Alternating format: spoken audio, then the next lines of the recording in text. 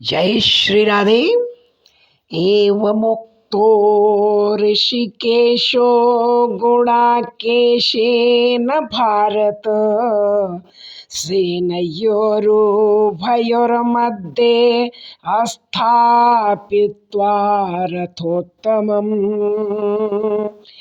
हे भरतवंशी, अर्जुन द्वारा इस प्रकार संबोधित किए जाने पर भगवान श्री कृष्ण ने दोनों दलों के बीच में उस उत्तम रथ को लाकर खड़ा कर दिया। भगवान श्री कृष्ण की गीता उपदेश के बाद हम कुंडली के भाग्य भाव को समझेंगे कि वह प्रत्येक भाव में जाकर किस प्रकार हमारे भाग्य को बढ़ाता है और हमारे जीवन में धन की वर्षा करवाता है। तो प्रारंभ करते हैं कुंडली की विवेचना में। अगर किसी व्यक्ति का भाग्य का स्वामी लग्न भाव में बैठे, जिस भी भाव का स्वामी लग्न में बैठे या किसी अन्य भाव में बैठे, तो जो भाव का स्वामी जिस भाव में जाता है उस भाव से संबंधित फलों की वृद्धि भाग्य बढ़ाने में करता है। जैसे मैं अगर बाहर जाऊं कमाने के लिए या किसी कार्य के लिए, तो मैं वहां जा रहा हूं, तो हमारा मोटिव क्या है? हम जहां से निकले हैं उसको बढ़ाने के लिए या उसको सरवाइव करवाने के लिए हम उस जगह पर जा रहे हैं। तो यहाँ वहाँ की चीज़ों को लेकर हम अपने भाव की वृद्धि कराएंगे, यानी जिस भाव में के हम मालिक हैं। अब मान लीजिए अष्टम भाव का स्वामी लग्न में जा रहा हो तो क्या करेगा? लग्न में जा रहा हो तो वो अष्टम भाव को बढ़ाने के लिए लग्न का इस्तेमाल करेगा, यानी या तो आपको टेक्निकल क्षेत्र में जोड़ देगा या आपको अज्ञानी बना देगा, क्योंकि अष्टम भाव अंधेरे का स्वामी है। तो अंधेरा कहाँ बढ़ा देगा? आपके लग्न में, आपके दिमाग में। तो उस दिमाग में जब अष्टम भाव की चीज़ें आएंगी तो आपके जीवन में अंधेरा लाकर खड़ा कर देगा। हंसता खेलता पढ़ता लिखता बच्चा भी अष्टमेश की अगर दशा चल गई, जिसका अष्टमेश लग्न में बैठा है, तो वह पढ़ाई छोड़कर घर बैठ जाएगा। ऐसी स्थिति उत्पन्न हो जाएगी। तो अब भाग्य का स्वामी लग्न में जा रहा है तो अब क्या करेगा? भाग्य स्वयं के द्वारा वृद्धि होगी, यानी आप जितना मेहनत करोगे, जितना जीवन में आगे बढ़कर इनिशिएटिव लोगे, यानी अपने आप को बढ़ाने की कोशिश करोगे, तो आपके भाग्य की वृद्धि होगी। साथ साथ में अच्छे घर का स्वामी अच्छी जगह पर जाता है तो उसे और अच्छा साफ सुथरा कर देता है। साफ सुथरा कर देता है मतलब यानी लग्न को पूरी तरह से व्यवस्थित बना देगा, यानी भाग्य का साथ उस व्यक्ति को प्राप्त होगा और जीवन में वह तरक्की प्राप्त करेगा। यह है उसके धन को बढ़ाना, यानी धन की वर्षा करवा देगा। ऐसे व्यक्ति को भाग्य जब साथ देता है तो गड्ढे में, मिट्टी में जब हाथ लगाओगे, गड्ढे में भी हाथ डालोगे तो कुछ अच्छी चीज़ें लेकर आओगे। और भाग्य अगर साथ नहीं देता तो अगर आप मोती में भी हाथ लगाओगे, सोने में भी हाथ लगाओगे, वो भी कोयला बन जाएगा। तो भाग्य इतना बड़ा कार्य करता है। अब हम भाग्य को द्वितीय भाव में, यानी हमारे 9th हाउस के स्वामी को जब द्वितीय भाव में बैठता है तो किस प्रकार का फल देगा उसे समझते हैं। दूसरा भाव हमारे वाणी का है, धन का है। भाग्य का स्वामी दूसरे भाव में बैठा, अब क्या स्थिति बनी? यानी यह हमारे धन को, हमारे वाणी को, हमारे भोजन को, हमारे सर्वाइव करने के क्षेत्र को बढ़ाने का कार्य करेगा और भाग्य भी बढ़ेगा आपकी वाणी से। वहाँ की चीज़ों को इस्तेमाल करेगा भाई। यह जाएगा वहाँ पर साफ सुथरा करेगा, अच्छा करेगा, लेकिन वहाँ की चीज़ों को इस्तेमाल करके आपके जीवन में वृद्धि लाएगा। अब हम चलते हैं तीसरे भाव में। तीसरा भाव आपका एफर्ट है, आपका कम्युनिकेशन है, यानी जो आप बातचीत करते हो उसका ढंग है, आपके छोटे भाई बहन है, आपका पड़ोसी है, आपकी सेल्फ एफर्ट है, कितनी मेहनतें हो, कितनी मेहनत कर लेते हो, कितनी आपकी रेगुलर हैबिट है मेहनत करने की, वह सारा तृतीय भाव दिखाता है। और इस भाव में आया तो आपको भाग्य बढ़ाने के लिए सेल्फ मेहनत करनी है और अपने बातचीत करने के ढंग को अच्छा करना है, सोशल मीडिया का इस्तेमाल करना है, इससे आप अपने भाग्य को बढ़ाएंगे। चतुर्थ भाव यानी सुख का भाव, परिवार का भाव और समाज का भाव, यही लोग आपके भाग्य में वृद्धि के लिए कारक हैं। अब करना क्या है, यही लोग भाग्य की वृद्धि भी कराएंगे, यही लोग भाग्य का नाश भी करेंगे। तो इसलिए अपने क्रिएटिव परिवार, अपनी माता से और समाज से आपको व्यवहार बनाकर रखना है, क्योंकि इन्हीं से आपकी भाग्य की वृद्धि होने वाली है और ये भाग्य वृद्धि कराएंगे भी।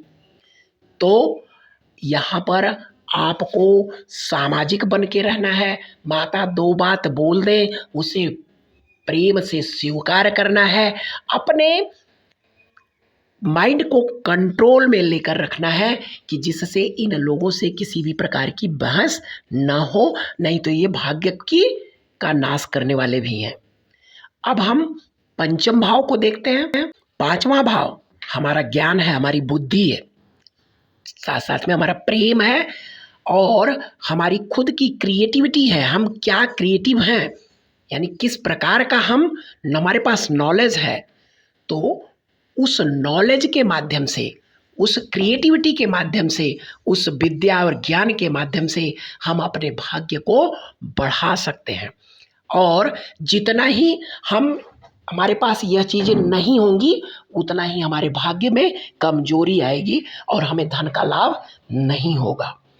तो हमें सीखना है, जितना हम सीखेंगे उतना ही आगे बढ़ेंगे। तो सीख कर अपने भाग्य की वृद्धि करो, तो आपके जीवन में भाग्य बढ़ेगा और धन बेशुमार लेकर आएगा। क्योंकि पंचम भाव नवम से नवम है, यानी भाग्य का भी भाग्य है भाई। तो क्या है भाग्य का भाग्य कैसे बढ़ेगा, आपकी बुद्धि से बढ़ेगा। तो जितनी आप बुद्धि और ज्ञान विकसित करोगे उतना ही आपका भाग्य बढ़ेगा और बढ़ता ही है। अब हम छठे भाव में देख रहे हैं। नवम भाव भाग्य भाव का स्वामी छठे गया, अपने से कहाँ गया है, वो अपने से दसम भाव में गया हुआ है, यानी भाग्य का कर्म। भाग्य का कर्म क्या है, daily activity, daily routine, service, सेवा, लोगों की सेवा करना। तो अगर आपके अंदर लोगों के प्रति प्रेम है और लोगों की सेवा करते हो और सबकी मदद करते हो और आपकी डेली एक्टिविटी ठीक है, तो जीवन में आप धन कमाओगे ही कमाओगे, साथ में आपकी भाग्य की वृद्धि भी होगी। तो यहाँ पर ध्यान यही रखना है कि कोई गलत ग्रह इनको दृष्टि न कर रहा हो या इनके साथ युति ना हो, तो आपके भाग्य वृद्धि का कर्म निरंतर होता रहेगा जीवन की मृत्यु की दशा तक। आप जीवन पर्यंत धन की कभी कमी आपके पास नहीं होगी। अब हम सप्तम भाव में देखते हैं नवम भाव की स्थिति। सातवां भाव नवम भाव से 11वां भाव है। अब यह भाग्य की पूरी इच्छा को पूरा करता है, इसीलिए तो नवमांश कुंडली बनती है। नवमांश भाग्य की कुंडली है, साथ में शादी की भी कुंडली है। तो सबसे बड़ा भाग्य क्या है, एक अच्छे पार्टनर का मिलना, एक अच्छी पत्नी का मिलना और अच्छे व्यवसाय का मिलना आपके धन को भी वृद्धि करता है, आपके भाग्य को भी बढ़ाता है। जीवन में सबसे बड़ी डिजायर 7th हाउस होता है, यानी पार्टनर, पत्नी, व्यवसाय। तो अगर आपका भाग्य अच्छा है, मित्र है लग्न का, तो सप्तम भाव में जाकर वह आपके भाग्य को बढ़ाएगा और जीवन में उत्थान लेकर आएगा। अगर किसी भी प्रकार की कमी है तो उसके लिए सेवन्थ हाउस से संबंधित रेमेडी यानी शुक्र की रेमेडी करना चाहिए। शुक्र को जितना बढ़ाएंगे, गाय की सेवा, गौओं की सेवा जितना करेंगे उतना ही आपके लिए बेहतर रिजल्ट देगा। अब हम नवम भाव का अष्टम भाव से संबंध देखते हैं। भाग्य का संबंध अगर अष्टम भाव से बनता है, अष्टम भाव जीवन में परिवर्तन लाता है। अष्टम भाव जीवन यानी मृत्यु, आयु का भाव है कि कितनी हमारी आयु होगी। तो आयु के मरने के बाद नया जन्म का कॉन्सेप्ट यह ज्योतिष देती है। तो कहता है कि जीवन में सबसे बड़ा परिवर्तन अष्टम भाव लेकर आता है। और अष्टम भाव की एक्टिविटी क्या है? सीक्रेट एक्टिविटी, यानी अपनी प्लानिंग्स को न बताना।